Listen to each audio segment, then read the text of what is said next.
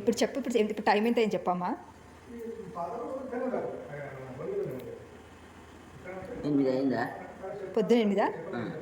Okay, పొద్దున 8 అయింది. ఇప్పుడు నువ్వు బ్రష్ చేసుకొని వచ్చినావు. ఇప్పుడు వేసుకొచ్చుకున్నా. టీ తాగినావు కదా? టీ తాగినా. ఇప్పుడు నెక్స్ట్ ఏం చేస్తావు? స్నానం చేస్తా. స్నానం చేసి నెక్స్ట్ ఏం చేస్తావు? అమ్మ ఇవన్నీ కారణాలు అడుగుతున్నావు నువ్వు, ఎందుకో ఏమో చెప్పాలి.